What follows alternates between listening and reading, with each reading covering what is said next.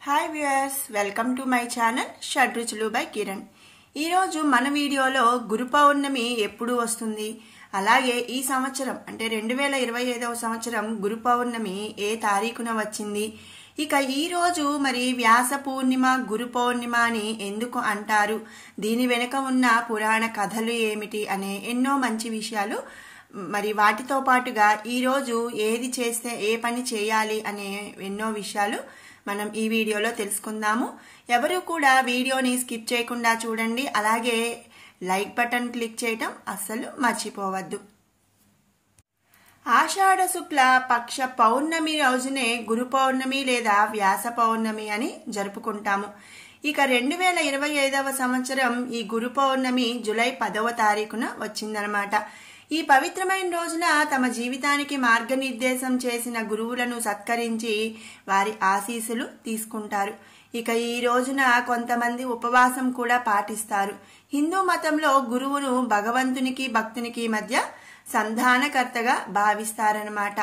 గురుర్ బ్రహ్మ గురుర్ విష్ణు గురుర్దేవో మహేశ్వర గురు సాక్షాత్ పరబ్రహ్మ తస్మై శ్రీ గురవే నమః. అంటే గురువే మరి విష్ణువు, గురువే బ్రహ్మ, అలాగే గురువే ఆ పరమేశ్వరుడు అని చెప్పి మనం ఈ శ్లోకంలో గురువుని త్రిమూర్తుల రూపంగా మనం భావిస్తూ ఉంటాము. ఇక ఈ రోజున గురు పౌర్ణమి లేదా వ్యాస పౌర్ణమి అని చెప్పి అంటాము. మరి ఈ రోజు వ్యాస పౌర్ణమి అని ఎందుకు అంటారు అనే విషయం మరి ఇప్పుడు తెలుసుకుందాము. వ్యాస భగవానుడిని మానవాళి మొత్తానికి కూడా గురువుగా భావిస్తారు. ఎందుకు అంటే అతడు వేదకాలపు సంస్కృతినంతా కూడా 4 వేదాల్లో సంకలనం చేశాడు. అందుకే అతనిడిని వేదవ్యాసుడు అని చెప్పి అంటారు. అంతేకాకుండా ఇతిహాసంగా పిలువబడే మహాభారత రచన కూడా వేదవ్యాసుడే చేశాడు. అందుకే వ్యాస మహాముని పుట్టినరోజును గురు పౌర్ణమిగా లేదా వ్యాస పూర్ణిమగా మనం జరుపుకుంటూ ఉంటాము. ఇక ఈ రోజు గురు శిష్యుల మధ్య సంబంధానికి ప్రతీక అన్నమాట. మన హిందూ పురాణాల్లో ఇటువంటి సంబంధాలకు ఉదాహరణలు అనేకం చూడవచ్చు. వాటిల్లో ముఖ్యంగా రామలక్ష్మణులు, వాళ్ళ గురువు విశ్వామిత్రుడు, బలరామకృష్ణులు వారి గురువు సాందీపముని, ఇక ద్రోణుడు అర్జునుడు, పరశురాముడు భీష్ముడు, ఇలా గురు శిష్యుల పరంపరలో ఎంతో మంది మనకు కనిపిస్తూ ఉంటారు. ఈ గురు పౌర్ణమి నాడు శక్తివంతమైన యోగం అన్నమాట. హిందువులు ఈ గురు పౌర్ణమి నాడు సాయిబాబాను కూడా ఆరాధించి పూజలు చేస్తూ ఉంటారు. మన హిందూ మన భారతదేశంలో మరి సాయిబాబా గుళ్ళన్నీ కూడా ఈ గురు పౌర్ణమి రోజు మరి భక్తులతో కిటకిటలాడిపోతూ ఉంటుంది. ఇదే రోజు కొన్ని శుభయాదృచ్ఛికాలు కూడా జరగనున్నాయి. ఈ జూలై 10వ తారీఖు ఆ రోజే శక్తివంతమైన ఇంద్రయోగం అనేది ఏర్పడుతుంది. ఈ యోగ సమయంలో మనం ఏ శుభకార్యం చేపట్టినా అది విజయవంతమవుతుందని జ్యోతిష్యులు కూడా చెబుతున్నారు. ఇదే రోజున వ్యాసుడు వేదాలను విభజించాడు అని కూడా మన పురాణాలు చెబుతున్నాయి అన్నమాట. ఇక ఇప్పుడు మరి వ్యాస మహర్షి గురించి, అతని పుట్టుక గురించి మనం కొన్ని విషయాలైతే ఇప్పుడు తెలుసుకుందాము. వేదాలను 4 భాగాలుగా విభజించి హైందవ సాంప్రదాయంలో కృష్ణద్వైపాయనుడుగా మరి పిలువబడేవాడే ఈ వేదవ్యాసుడనమాట. వేదాలను విభజించడం వల్ల వేదవ్యాసుడయ్యాడు. వేదాలతో పాటు మహాభారతం, మహాభాగవతంతో పాటు అష్టాదశ పురాణాలు రచించింది కూడా వ్యాస మహర్షి. వ్యాసుడు సప్త చిరంజీవులలో ఒకడనమాట. వేదవ్యాసుడు జన్మ వృత్తాంతం మన అష్టాదశ పురాణాలలో చాలా సార్లు చెప్పబడి ఉంది. ఈ దిగువనున్న వృత్తాంతం ప్రకారం మరి మహాభారతము ఆది పర్వం తృతీయ అశ్వాసము నుండి గ్రహించబడిన ఒక కథ, ఒక విషయం మనం ఇప్పుడు తెలుసుకుందాము. పూర్వకాలములో చేది రాజ్యాన్ని వసువు అనే మహారాజు పరిపాలన చేస్తుండేవాడు.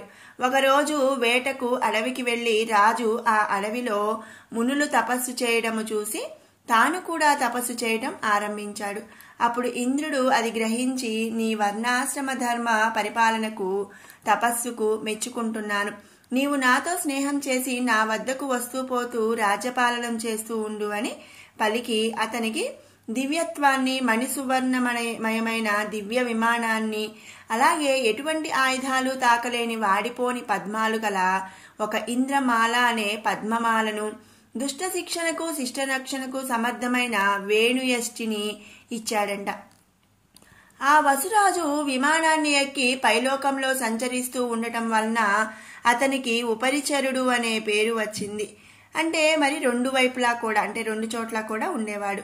వసువు నివసిస్తున్న నగరానికి ప్రక్కగా సుక్తిమతి అనే నది ఒకటి ఉంది. సుక్తిమతి అనే నది పక్కన ఉన్న కోలాహలుడు అనే పర్వతము సుక్తిమతి మీద మోజుపడి ఆ నదిని అడ్డగించగా ఉపరిచరుడు ఆ పర్వతాన్ని తన కాలితో తొలగించాడు. సుక్తిమతికి కోలాహలుడికి మధ్య జరిగిన సంపర్కము వలన గిరిక అనే కుమార్తె, వసుపదుడు అనే కుమారుడు జన్మిస్తారు. సుక్తిమతి వారిరువుని మరి వసువుకి కానుకగా ఇస్తుంది. వసువు గిరికని వివాహం చేసుకుంటాడు. వసువు వసుపదుడని సైన్యాధిపతిగా చేస్తాడనమాట. ఒకరోజు వసువు వేటకు వెళ్తాడు. అప్పుడు తన భార్య గిరిక గుర్తు రావడంతో రేతస్సు పడుతుంది. ఆ పడిన రేతస్సుని ఒక దొన్నెలో చేర్చి ఆ దొన్నెని డేగకు ఇచ్చి తన భార్యకు ఇవ్వమంటాడు. ఆ డేగ ఆ దొన్నెను తీసుకొని పోతుండగా మరో డేగ చూసి అది ఏదో తినే పదార్థం అని ఆలోచించి ఆ డేగతో పోట్లాడుతుంది. అప్పుడు ఆ రేతస్సు యమునా నదిలో పడుతుంది. పూర్వం బ్రహ్మశాపం వలన అద్రిక అనే అప్సరస యమునా నదిలో చేపగా మారి తిరుగాడుతున్నది.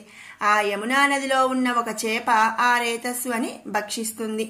ఆ భక్షించడం వల్ల అది అండంతో కూడి పిండంగా మారుతుందన్నమాట. 10 నెలల తర్వాత ఒకరోజు బెస్తవారు చేపలు పట్టుతుండగా ఈ చేప చిక్కుతుంది. దాని కడుపును చీల్చి అందులో ఒక కొడుకును ఒక కూతురును కనుగొని వారిని భద్రంగా తెచ్చి వెంటనే దాసరాజునకు ఇచ్చారు. అద్రిక అనే పేరు కల ఆ చేప రూపంలో ఉన్న అప్సర మనుష్యుల కంటే తనకు శాప విమోచనం తీరిపోతుందని బ్రహ్మ చెప్పిన విధంగా మత్స్యగర్భాన్ని వీడి దివ్యవనితగా మారి దేవలోకానికి వెళ్లిపోతుంది. ఇక ఆ మగబిడ్డ పెద్దవాడై ఆ రాజ్యానికి రాజయ్యాడు. ఆ బాలిక మత్స్యగంధి పేరుతో పెద్దదయ్యింది. మత్స్యగంధి తండ్రి లేనప్పుడు యమునా నదిపై నావ నడుపుతూ ఉండేది.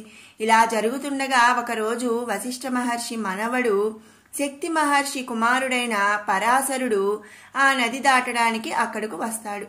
అక్కడ కనిపించిన మత్స్యగంధిని చూసి మోహించే రతి సుఖాన్ని ఇవ్వమంటాడు. అప్పుడు మత్స్యగంధి తన శరీరమంతా చేపల వాసనతో ఉంటుందని, కన్యత్వం చెడిన తాను తన తండ్రికి ఏ విధంగా ముఖము చూపగలనని ప్రశ్నిస్తుంది.